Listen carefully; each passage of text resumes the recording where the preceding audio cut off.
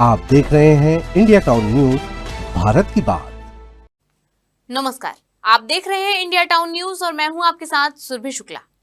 छत्तीसगढ़ में रेल विकास को लेकर खबर सामने आई है, जहां देश के प्रधानमंत्री नरेंद्र मोदी और केंद्रीय रेल मंत्री अश्विनी वैष्णव के नेतृत्व में राज्य में रेल इंफ्रास्ट्रक्चर तेजी से मजबूत हो रहा है। जी हां, लोकसभा में रेल बजट पर चर्चा के दौरान छत्तीसगढ़ को मिली नई सौगातों का उल्लेख सांसद संतोष पांडे द्वारा किया गया। साथ ही कई महत्वपूर्ण और बहुप्रतीक्षित मांगों को भी उठाया गया। आइए देखते हैं ये रिपोर्ट।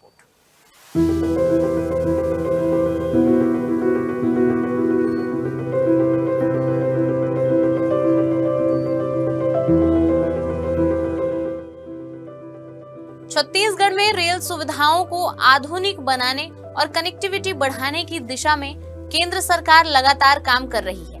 लोकसभा में रेल बजट चर्चा के दौरान राज्य के लिए किए गए प्रावधानों पर विस्तार से बात की गई और इसके लिए प्रधानमंत्री नरेंद्र मोदी और रेल मंत्री अश्विनी वैष्णव का आभार व्यक्त किया गया।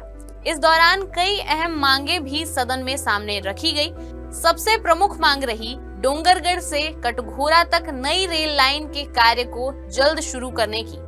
इसके साथ ही गढ़चिरौली से भानुप्रतापपुर तक नई रेल लाइन की मांग भी रखी गई, जो आदिवासी क्षेत्रों के विकास में अहम भूमिका निभा सकती है। माननीय सभापति महोदय,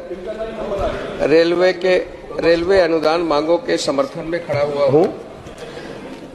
भारतीय रेल राष्ट्र की जीवन रेखा है, जो देश के कोने कोने तक परिवहन की सुविधा उपलब्ध कराती है।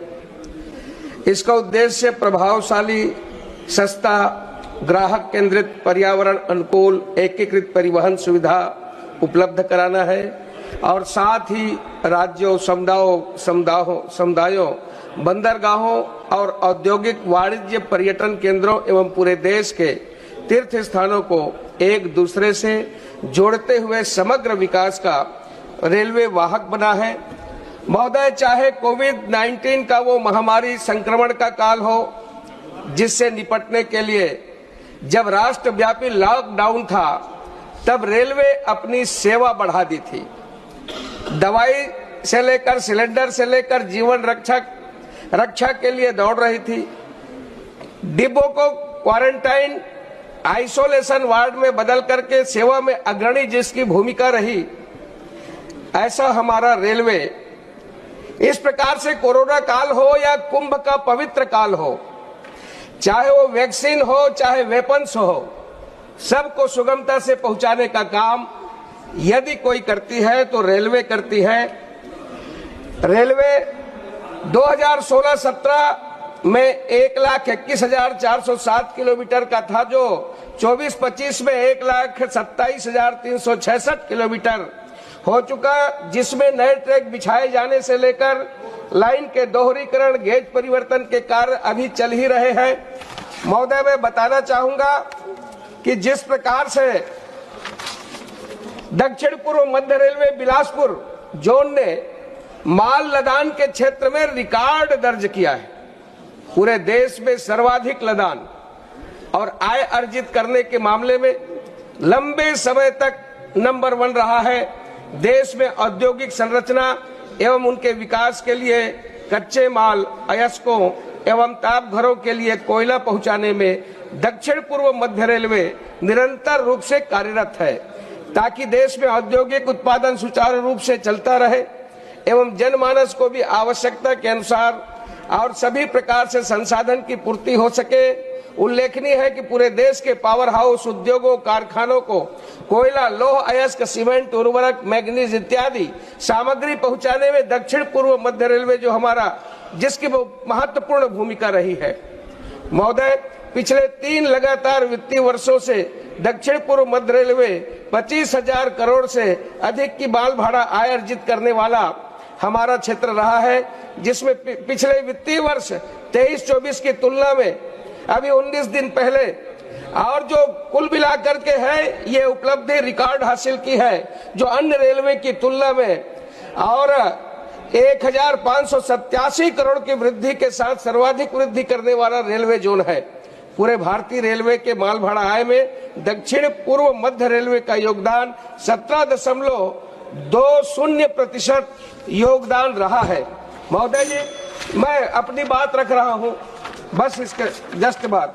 महोदय, हमारा जो संसदीय क्षेत्र है राजनांदगांव क्षेत्र दक्षिण पूर्व मध्य रेलवे के नागपुर मंडल के अधीन आता है, जिसमें बोर तालाब से लेकर के परमाल कसा तक का यह क्षेत्र राजनांदगांव संसदीय क्षेत्र के अंतर्गत पड़ता है, जिसमें दो प्रमुख स्टेशन डोंगरगढ़ व राजनांदगांव शामिल है।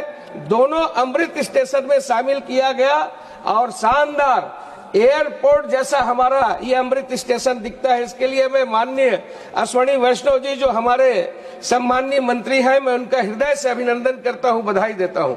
महोदय, मैं जो मांग रखना चाहता हूं, जो मेरा क्षेत्र है, माननीय मंत्री जी भी इनकी एक प्रकार से घोषणा हो चुकी है, अब वो उसको क्रियान्वित करना है, जिसमें डोंगरगढ़ से कटघोरा तक नए रेल लाइन यानी डोंगरगढ़, खैरागढ़, छुई खदान, गंडई, लोहारा, कवर्धा, लोरमी होते हुए कटघोरा तक जो जाने वाली है, इसमें काम शीघ्र शुरुआत करे, यही मेरा निवेदन है। गढ़चिरौली से भानु प्रतापपुर नई रेल लाइन, दुर्ग से राजनांदगांव चौथी रेल लाइन और डोंगरगढ़ से गोंदिया चौथी रेल लाइन, ये प्रस्ताव आगे बढ़ चुका है, इसमें भी गति आए, ये मेरा निवेदन है। महोदय, विकसित भारत 2047 की यात्रा में जो रेलवे की भूमिका है, इसे नकारा नहीं जा सकता। हमारा जो क्षेत्र है ये वनाच्छादित छत्तीसगढ़ नक्सल से प्रभावित क्षेत्र रहा है। 1 मिनट लूंगा महोदय। और ऐसे क्षेत्र में भी माननीय अश्विनी वैष्णव जी ने जो सुविधा उपलब्ध कराई है, मैं उनके लिए धन्यवाद देता हूं। चाहे वो दल्ली राजहरा राव घाट जो परियोजना है, ये स्वीकृत हो चुका है, इसके लिए आभार है। धमतरी कोंडागांव डीपीआर सर्वे पूर्ण हो चुका है। गढ़चिरौली मंचेरियल रेल लाइन को प्राथमिकता दी गई है। किरंदुल से आंध्र के रास्ते कोता गुड़ेमा तक डीपीआर सर्वे पूर्ण हो चुका है, किंतु इसमें गति आए, यही निवेदन करते हुए एक अंतिम, जगदलपुर से दुर्ग नाइट एक्सप्रेस चलता था, जो कोरोना काल के समय से बंद है, इसे फिर से शुरू किया जाए और शुरू करने से आम जनता को तो लाभ होगा ही। इतना ही कहते हुए एक स्टॉपेज की मांग है महोदय, 1 मिनट में अपनी बात समाप्त करूंगा। डोंगरगढ़ में स्टॉपेज ट्रेन 18-243 और 18-244 ये भगत की कोठी का स्टॉपेज हो जाए। राजनांदगांव में हटिया एक्सप्रेस ये स्टॉपेज हो जाए। पूरी गांधीधाम राजनांदगांव में और पूरी अजमेर राजनांदगांव में स्टॉपेज करने के लिए मैं निवेदन करता हूं। लंबे समय से मांग है, माननीय मंत्री महोदय से मैंने संपर्क भी किया है, इसमें अनुशंसा करेंगे, स्टॉपेज देंगे, बड़ी कृपा होगी। यही कहते हुए अपनी बात समाप्त करता हूं। बहुत बहुत धन्यवाद। यात्रियों की सुविधा को ध्यान में रखते हुए जगदलपुर से दुर्ग तक नाइट एक्सप्रेस ट्रेन को फिर से शुरू करने की मांग की गई, जिससे आम लोगों को बड़ी राहत मिल सकती है। इसके अलावा डोंगरगढ़ में भगत की कोठी ट्रेन के ठहराव की मांग भी प्रमुख रही। वहीं राजनांदगांव रेलवे स्टेशन पर यात्रियों की सुविधा के लिए हटिया एक्सप्रेस, पूरी अजमेर और पूरी गांधीधाम जैसी महत्वपूर्ण ट्रेनों के ठहराव की मांग भी उठाई गई। इन सभी प्रस्तावों का उद्देश्य छत्तीसगढ़ में रेल नेटवर्क को मजबूत करना, कनेक्टिविटी बढ़ाना और यात्रियों को बेहतर सुविधाएं उपलब्ध कराना है। तो कुल मिलाकर छत्तीसगढ़ में रेल विकास को लेकर केंद्र सरकार की पहल जारी है और आने वाले समय में अगर ये मांगे पूरी होती है तो राज्य की कनेक्टिविटी और यात्री सुविधाओं में बड़ा बदलाव देखने को मिल सकता है। फिलहाल के लिए इस रिपोर्ट में इतना ही। अब मुझे दीजिए इजाजत और आप देखते रहिए इंडिया टाउन न्यूज, भारत की बात। नमस्कार। आप देख रहे हैं इंडिया टाउन न्यूज, भारत की बात।